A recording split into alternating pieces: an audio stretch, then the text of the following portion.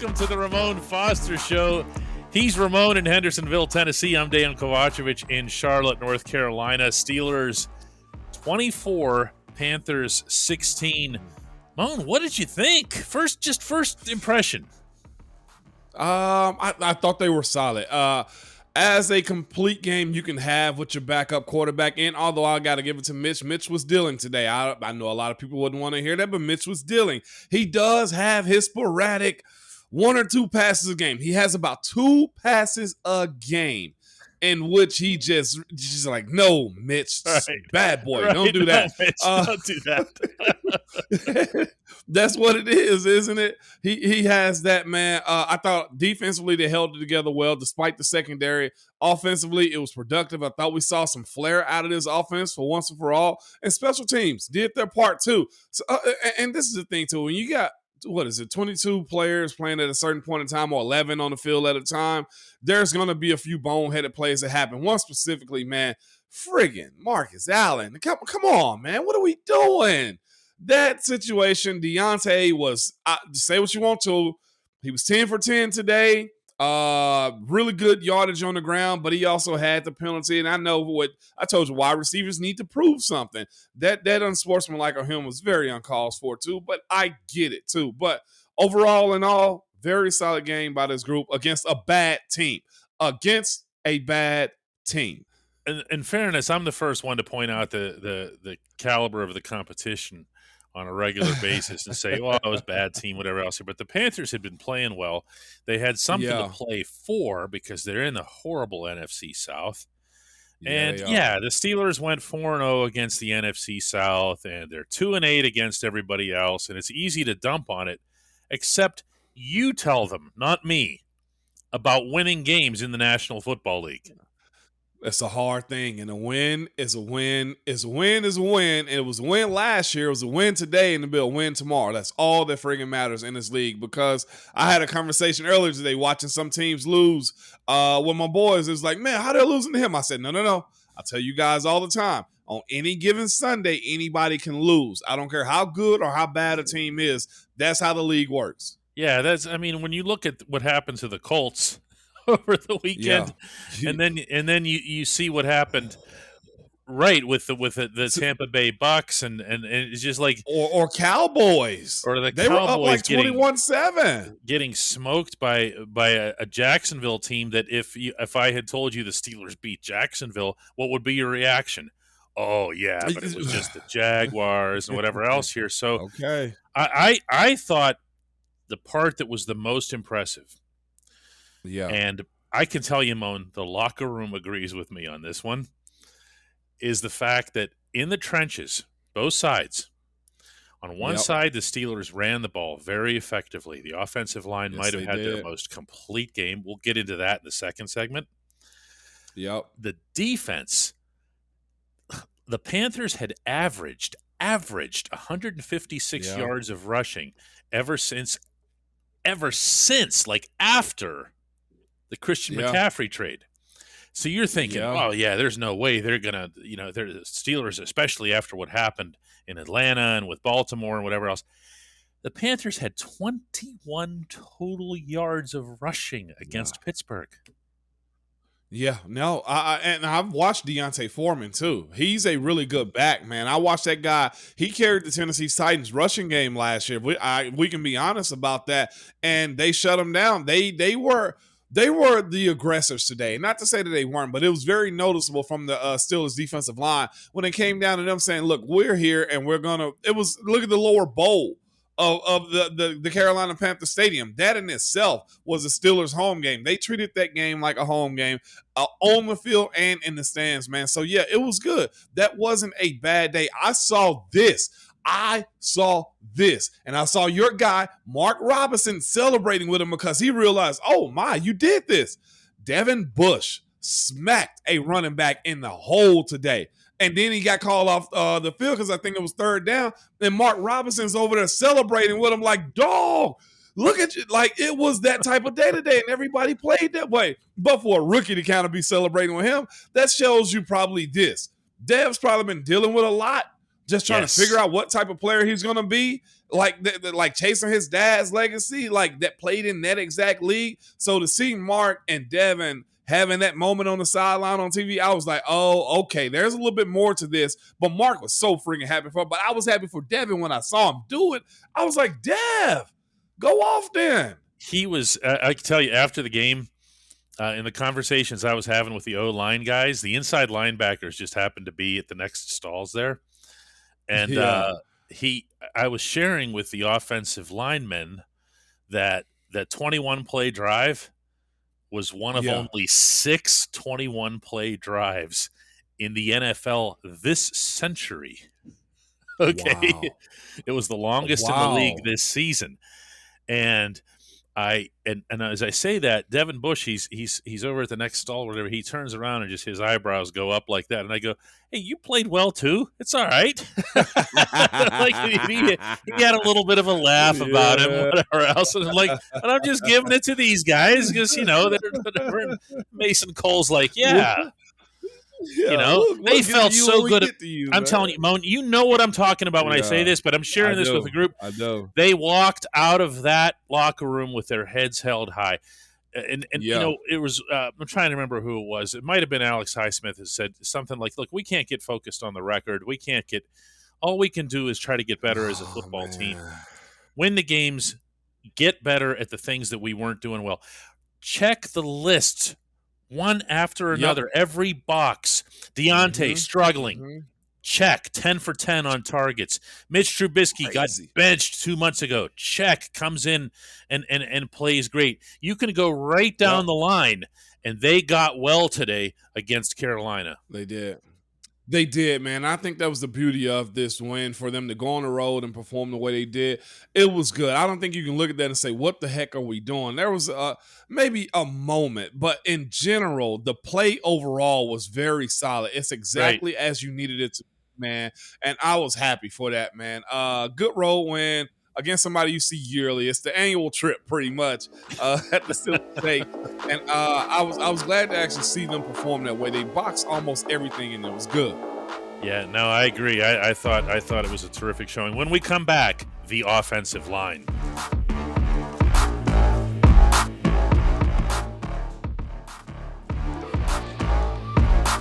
Welcome back to the Ramon Foster Show. As promised, the O-line.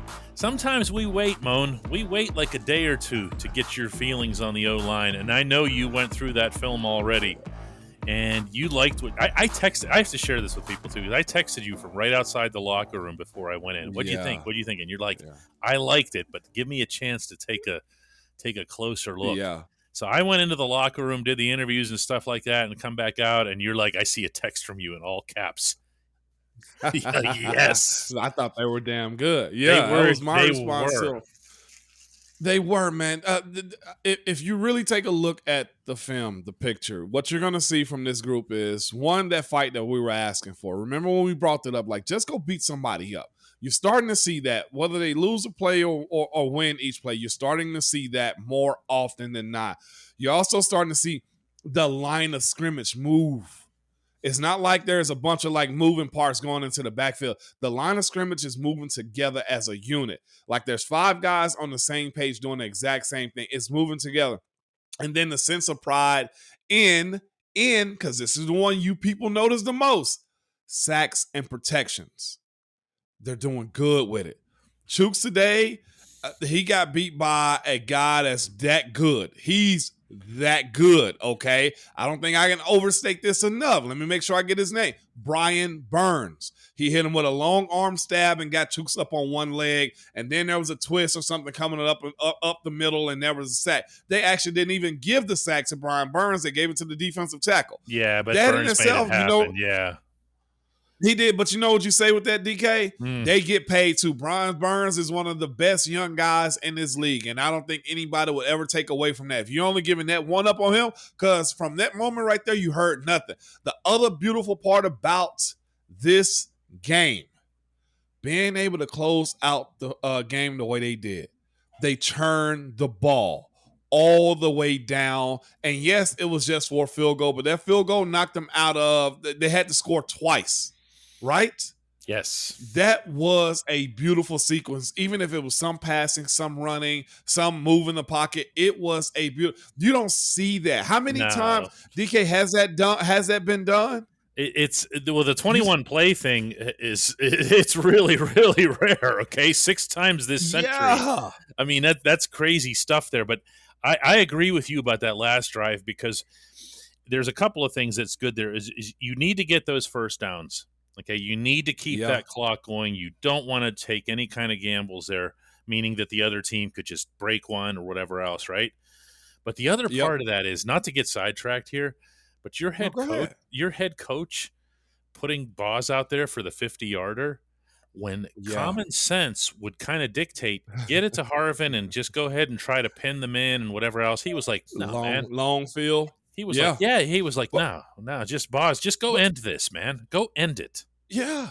And that's what it was. And that was off the backs of course, the offensive line, running backs, and quarterbacks. Everybody played a part in that, though. But I'm just honestly saying to myself, like, to think that this group, going back early in the season, was going to be able to put something together like this, I thought we were all just in a point, just scrap the whole thing, get it over with. We'll look. And maybe that still is the case, right? Mm-hmm. But to say that they hadn't grown, to say that they didn't do what you needed them to do on the ground and through the air, it was good. I saw some pin and pull today. I saw Chooks block down on a guy that pretty much cleared the D tackle, and they were able to get in space. Watching Jalen and watching Najee run was really good too, man. I enjoyed watching them do work because this was the biggest reason to me. They all looked like they were working together. We hadn't really, knock on wood, mentioned Dan's Moore name in a while. Whether that's 2-3 weeks, he hadn't been the focus point of our conversation. And I know for sure it's been a lot better for him in that offensive line meeting room. I'll tell you, I mean, again, remember I described to you about a month ago when we couldn't find him in the locker room? Remember I shared that with people here? You told me. Yeah. And I was like, okay, and that probably sounded a little bit too, maybe, I don't know, nasty on my part or whatever to bring that up or whatever. But I'll tell you what, he's around all the time now, and he's got a big smile on his face. He's feeling good about himself. Because he had a string of bad games. Like, that's Yes, the he thing had. about, like, okay, it's easy to face when I know I've had 2 good weeks in a row. Like, man, you know what? I was probably due a bad one, But he Mhm. couldn't find his rhythm. He couldn't find his why. He couldn't find his how to do his job. And it may sound easy to say. And of course, me being in the veteran position, we're like, well, it's probably watching this, this, and this. As a young guy, the development of you as a pro, especially in the offensive line, you got to really figure out what it takes to survive week to week in a lot of different ways. Is not just necessarily, look, just fix this. No, this will cause that if you overcorrect it. You know what I'm saying? As far as like jumping outside the box too much when they're trying to figure it out. I mean, it seems in this last month, as you just said, he's figured that side of it out. And that's been nothing but a great thing for this offense, even without Mitch in a sense. You know what I'm saying? Like, even if you look at Kenny injury, it wasn't because of the offensive line in a sense. Like, there was pressure up the middle, but I bet you won't do that again. He's going to throw that away the next time he's feeling himself getting pulled to the ground like that. Yeah, I mean, I was moved by what they did today because to me there were so many different little things that I've been hearing from them, really specific things that were like, well, if we just get Yeah. this or if we just get that, and then for them to have this kind of put it all together performance where, the funny thing Yeah. is there might be somebody who's, hearing us and saying, well, hang on a second. Najee ran 24 times for 86 yards. What's the big deal here? Well, here's the big deal. The team ran 45 times for 156 yards. And I got to tell you something. The second number doesn't matter. Yeah. And let me say this too. They ran the ball 45 times in one game. And what's crazy is the fact that this team only threw the ball 22 times. Yeah. And they went and did a job when everybody knew that they didn't have much opportunity through the air. Like, Deontay got 10 catches, but most, number one wide receivers with 10 catches, they probably got 180 yards too. Like, yes. If I'm not mistaken, I think he was still under 100. It was really just volume of keeping the offense. You're exactly right. It was volume of keeping the offense going. right? it was Like that's volume what this running. was. It was Atlanta Falcons football, Yeah, basically, right? it Uh, was. It but it was all was. spread out too. The funny thing is, like Yeah, something that I haven't heard anybody talk about this year are these sneaks. And the Steelers have yeah, been so consistently good at these things, and they yeah. ran like 5 of them in this game. Mitch had 6 carries for 9 yards, but they were 9 of the biggest yards of the game, including a Yeah. touchdown. He had a sneak for 4 yards. I said to Mason I Cole, know. I said to Mason Cole, what the hell is a 4-yard sneak? And he goes, hey, What? we have some guys. He said, don't always give the credit to the center on that. He said, our guards and our tackles are really effective on sneaks. On And sneaks, guess what yeah. else? Both of our quarterbacks are pretty good at it too. Hey, I'll So take that all day, man. isn't that nice? Yeah, that's. I mean, It and is. but they hardly ever miss on these things. And the one time Mitch No. goes airborne for the touchdown. And then I think you saw Pat also push him. Was it on the Yeah, he did. touchdown? Yeah. Yeah, he pushed him. So it's a good process to have, man. A right step in the right direction. Whether they're a bad team or not, it's a dub. And this team is, and the organization is fighting that 500 conversation. Are we not? No question about that. Is that where you want to go? Is that what we're doing here? All right. No, we may. That's okay. All right. right. When we come back, the Let's do it. only segment that matters. That's how you moan.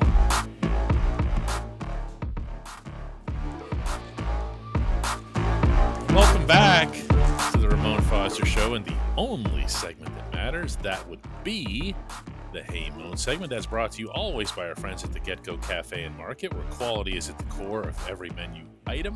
3 expert chefs. 3. Somebody said that last week when I did this that I held up 2 fingers, and I said 3. By the way. You believe him? No, I'm not going to go back and check the tape on that. The 3 expert chefs fine-tune every item so that every sub, burger, salad, wrap, drink, and app is crafted for craveability. Order your favorite entry right now at the Get-Go Cafe and Market. Better believe it. 3. Here comes our J1Q. Oh no, Moan. I'm feeling devious. Oh. Ready? I'm gonna go back. Yeah. I'm gonna go back to get a Hey Moan question from last week that was unused. Let's hear it. And I'm doing this on purpose. This comes from Mike, who Okay. says, and remember now, this is last week. Yep.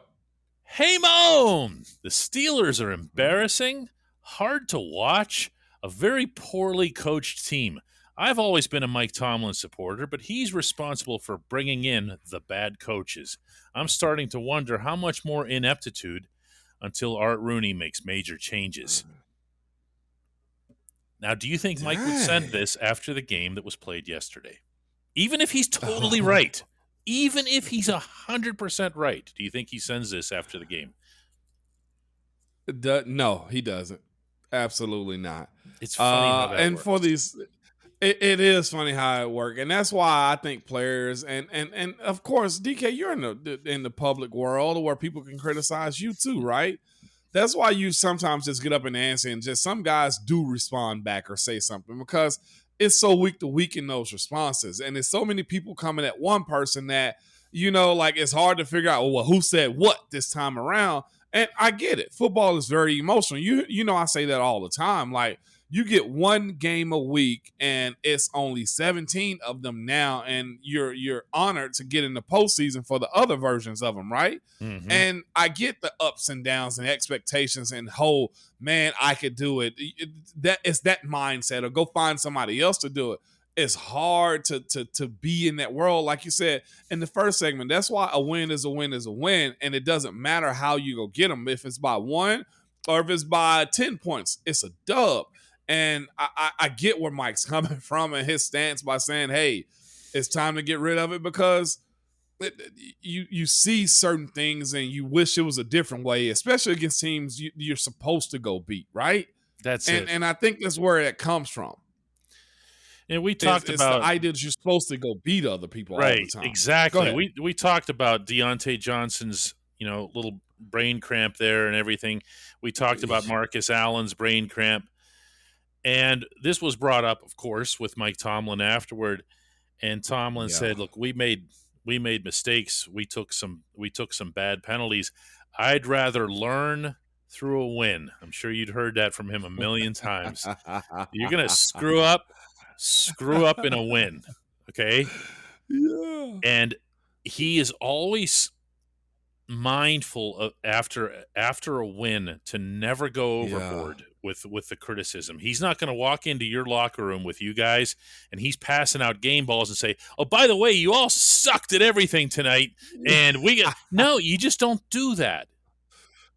No, you don't. And Coach T is one of the first ones to tell you just how valuable wins are, no matter where they come from. Like Mhm.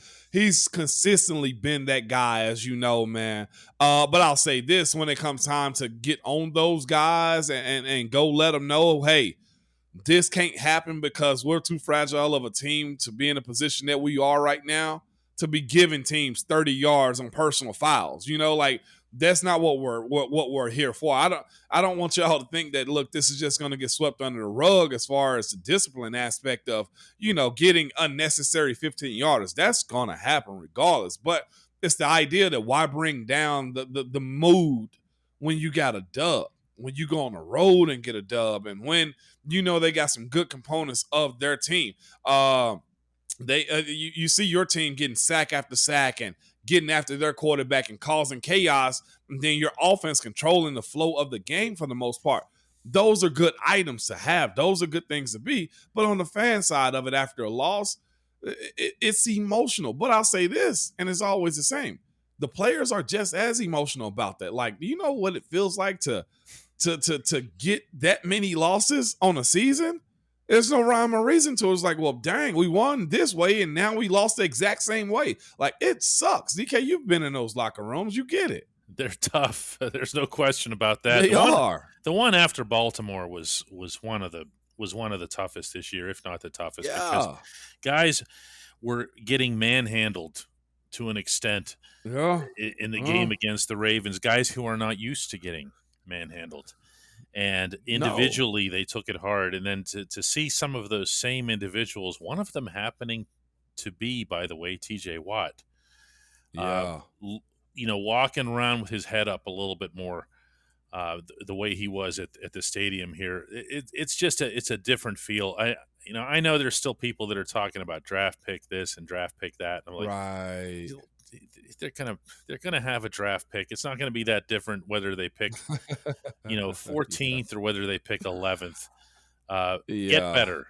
Keep getting better Yeah. as a football team, especially the young guys, especially the trenches, right? Especially the trenches, man. It's going to be interesting moving forward for sure with how the rest of the season unfolds, man. They're in a really good spot right now, man. 6-8 on this season. I think that's fair for what this team is. Closing out the rest of it, man. Vegas, Ravens, and Cleveland. You got your work cut out for you, but if that O line controls that line of scrimmage the way they did today, you got a chance. And I mean, on the ground and protecting the quarterback. That was good to see today. I don't even acknowledge the whole winning 9 games. It's just, Nah, I mean, we are where we are right yeah, now, right? it doesn't matter to me at all.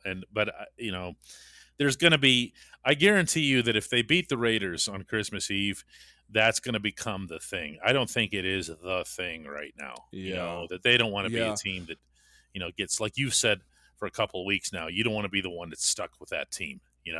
That tag. Yeah. Yeah. But this team is, I think it hit me midway through the season. Like, this team is really young, and you want to just see steps and growth in different sectors of this team. And I think we're seeing a little bit of that. I will say, although they went at George today, Pickens, I'd love to have seen more, but when Deontay's 10 for 10, and I mean, there's not much else you can ask from it. Pat wasn't as much involved as I loved it, but still good ball. It was enough to get a dub. And I mean, sometimes people got to get X'd out a little bit, or you go with what's working. Yeah, Deontay was working today. Najee was working. Jalen was working today. Even Sims. I mean, getting the ball in his hand, it worked. So what else are you going to do? 45 carries, Moan. 45 That's carries. This is like 1958 stuff, you know? It's really, really good, really good stuff. The replay on this game was only like 2 hours. So that says a lot about what happened in the game. You put the ball on the ground. Moan, let's do it again tomorrow. No doubt about it. I'll be here, DK.